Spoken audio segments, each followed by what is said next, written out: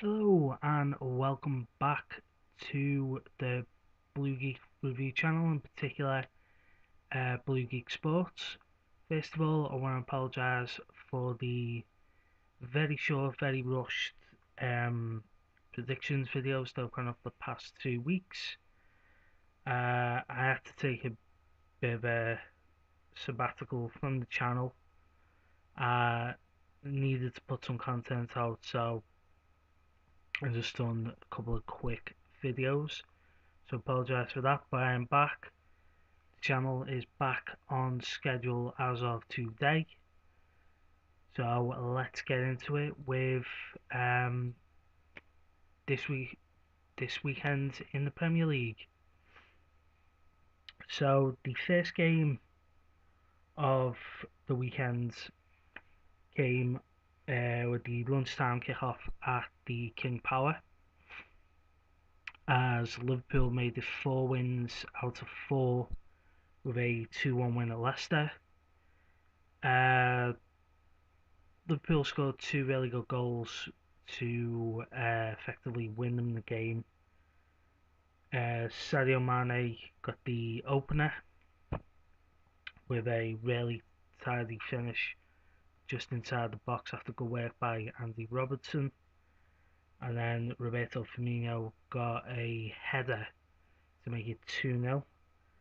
But one of the main talking points from that game was the horrendous mistake by Liverpool keeper Alisson, who for whatever reason tried to dilly-dally with the ball near the touchline in his area. He was pickpocketed by Kelechi Iheanacho, which allowed the Nigerian striker to pull the ball back.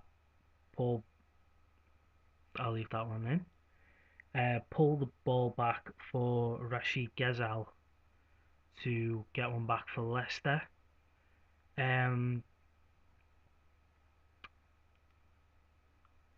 Basing it on the few highlights I've seen, in fact for all 10 games, I've only really seen the short highlights that went up on Sky's Snapchat, which is how I watch all the Premier League goals from the weekend. But based on the highlights package, Liverpool, I think, done just about enough to win the game, but they finally conceded a goal for the first time this season. And again, questions of goalkeeping after the Karius mistakes in the Champions League final, after Simon Mignolet made a few errors, and now it could possibly be a one-off from Alisson, but who knows. Then to the afternoon action. Brighton coming back from 2 goals down to draw with Fulham. Brighton could have taken the lead in this one. They got given a penalty after 25 minutes. Pascal Gross. It was a poor penalty. Fairly easy save for the Fulham keeper to make. Fulham capitalised on that. Andre Schürrle and Alexander Mitrovic scoring either side of the break to put them 2-0 up. Thereafter, that was the Glenn Murray show. He got one back just 5 minutes after Mitrovic had scored, and then a rather harsh second penalty for Brighton late on allowed Murray to get his second from the spot. So Fulham still really haven't clicked into gear on the return to the top flight. They were impressive last week in beating Burnley, but they've not really hit the stride yet. I apologise if you hear any yawning from me. I have been awake since early. Next up, Chelsea made it 4 wins out of 4, along same as Liverpool, but they were left to wait until the last 18 minutes to wrap up that win. Pedro on as a sub, scoring within 7 minutes of coming on. Really nice finish from Pedro. Maybe a slight deflection on the way in.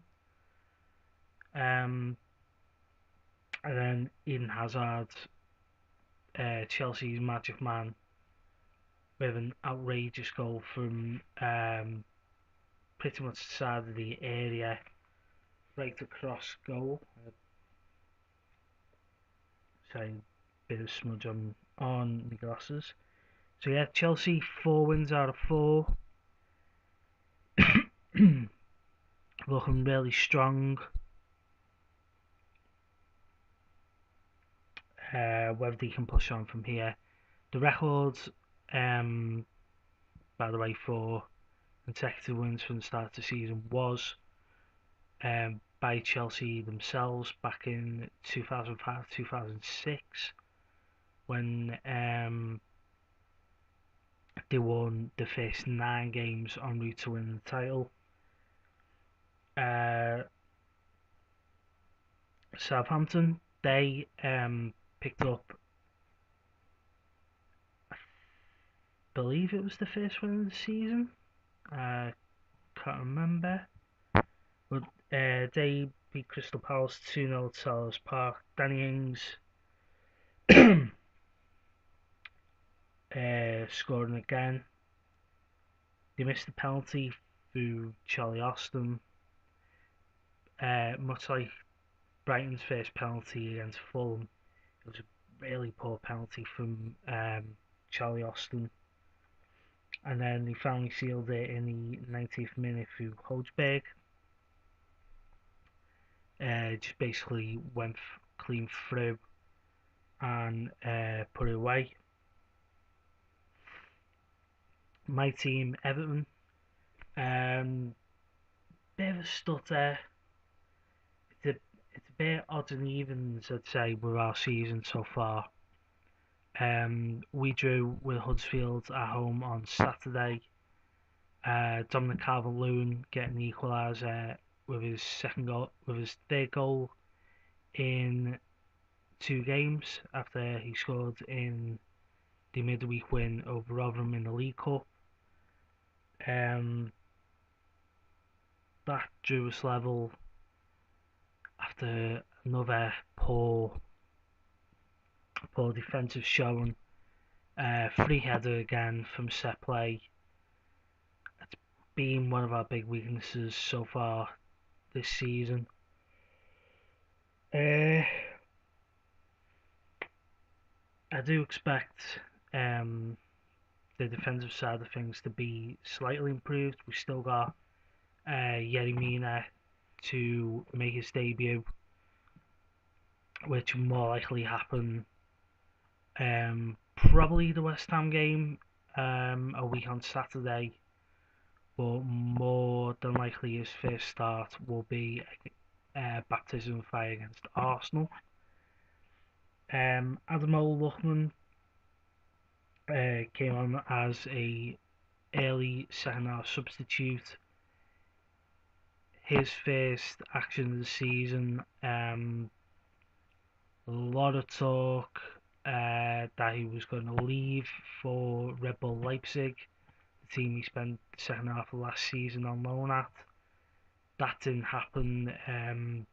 Leipzig, despite all the talk from their director of football, just didn't meet the club's valuation. The club weren't in the process to sell him, but he's back, got some game time.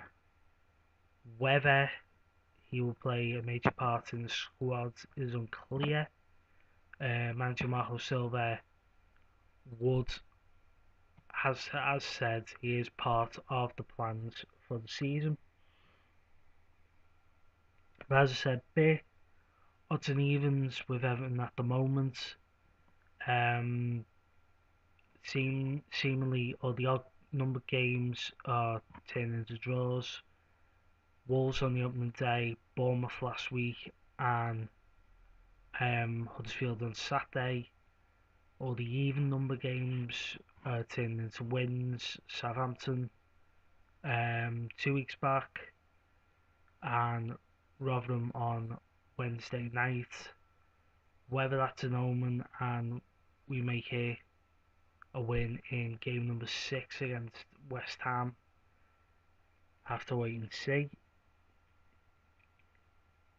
Well, speaking of the Hammers, their poor start continues. Not one under Manuel Pellegrini in the league just yet. They did win at AFC Wimbledon in the League Cup in the week, but had to come from behind to do so. Um, Wolves off and running after a couple of wobbly results. Adama Traore getting his first goal for the club since his move from Middlesbrough in the 93rd minute to win them that game. And Manchester City in the tea time game, the champions. Bit of a wobble. They're unbeaten, 3 wins and a draw from the 4 games. But at present, 2 points off Liverpool and Chelsea.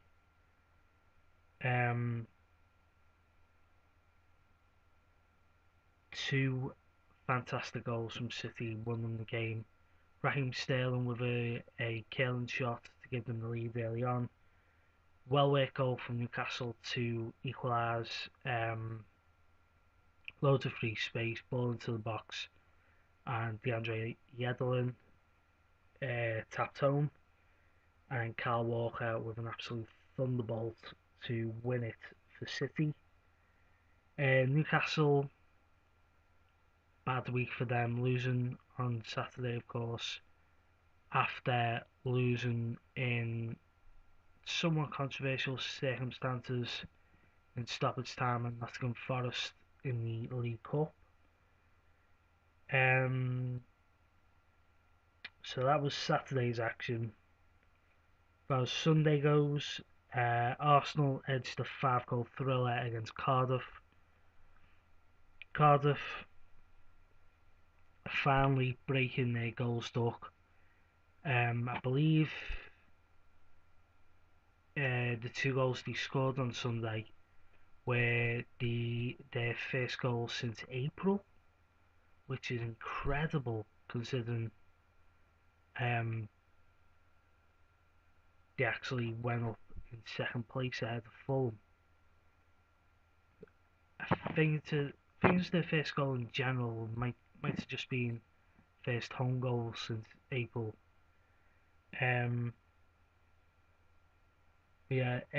For Arsenal, Mustafi give them the leads. Thunderous header from corner. And 2 really good goals that eventually clinched it from Aubameyang and Lacazette. After Cardiff had twice equalised through Camarasa and Ward. I'm adamant with what I said at the start of the season with the overall preview of the season. I think Cardiff just don't have the squad to stay in the division.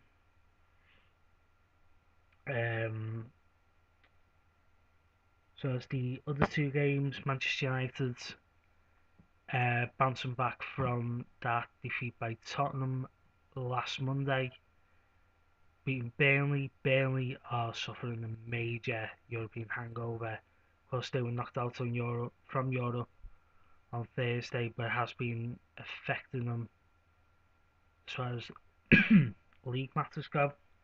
Romelu Lukaku getting both United goals. Bit fortunate on the second goal, but the Controversy from this one came with the Marcus Rashford sending off. Now, if you watch the highlights from last week's games, you'll know Richarlison was sent off for Everton at Bournemouth for an alleged headbutt on Adam Smith. Basically, it was a head-to-head, and Richarlison sort of nudged forward. It wasn't a full headbutt. By all means, it was ridiculous, but might have just slightly been a red card. It was more the reaction from Smith. It wasn't contact enough to actually cause damage.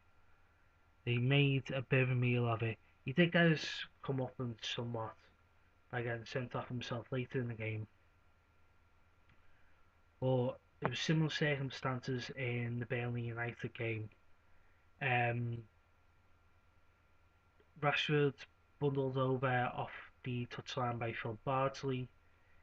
Bardsley kicked out at him while he was off the pitch. Rashford got up head to head, and then Bardsley, for whatever reason, flinched his head back and motioned to the referee in one fluid motion that he'd been headbutted, and the referee bought it, sent Rashford off. Very harsh, very silly of the England man to react, but understandable given the circumstances. Didn't really affect the game.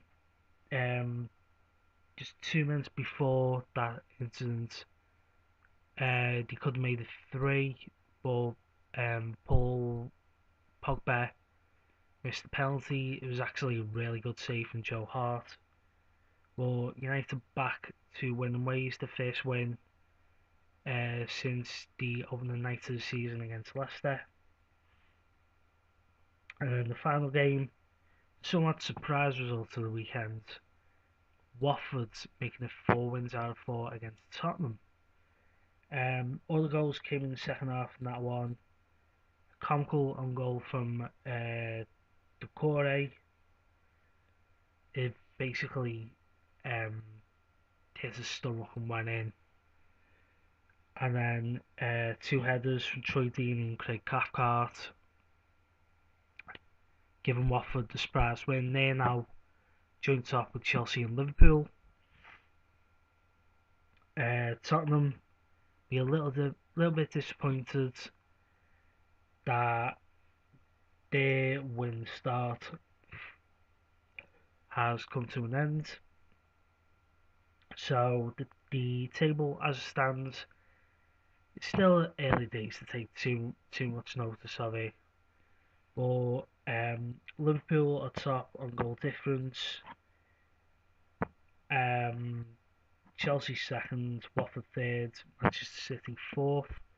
City are the top scorers in the league so far, 11 goals in 4 games.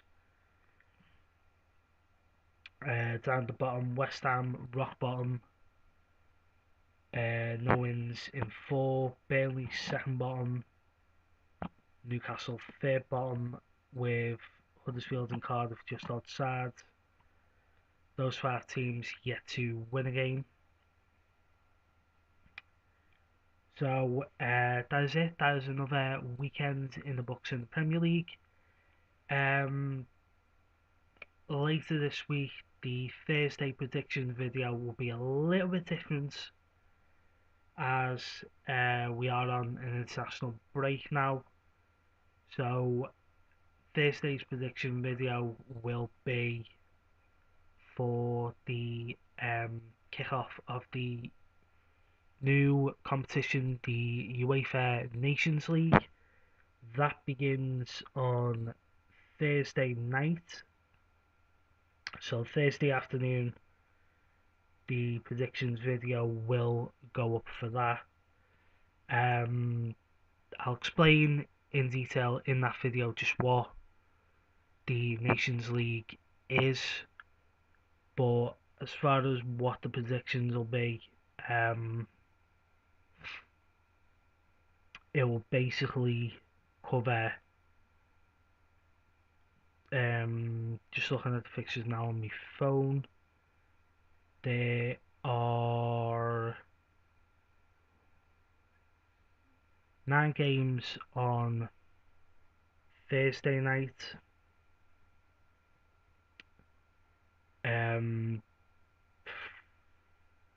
another 7 on Friday night, and then the last batch of games are on Saturday. Another 7 games on Saturday, one of which is middle of the afternoon, and then the cycle rolls round again. I think, yeah, 8 games on Sunday night. Well, one Sunday afternoon, the rest Sunday night, and then another 8 on Monday night. The Monday night games I will cover in a separate video on a week today. So Thursday's video will just cover Thursday, Friday, Saturday, Sunday, and then any remaining games will be covered on Monday. I will also be doing a second Blue Geek Sports video on Thursday, as late Thursday night going into Friday morning is the start of the NFL season. So I will be doing a quick predictions video for the start of the season. It's one game on that Thursday night, which one game on Thursday. I'm just trying to see if there's any more. And then the remaining games will be on Sunday evening. And Monday. Sunday night going into Monday morning will be the remainder of the games. So there'll be a predictions video covering all them on Thursday, as well as the predictions video for the Nations League. So definitely look out for that. As far as other content on the channel goes, there won't be a collection update video. I've only picked up a couple of titles, one of which I already had in my collection, so not enough there to actually make a video of. I might make one if I pick anything else up within the next week, or next week or two. Possibly may leave any collections video until the end of the month, because I will be trying to get out, trying to get some media. I'm still awaiting news on when I can switch my hours in work.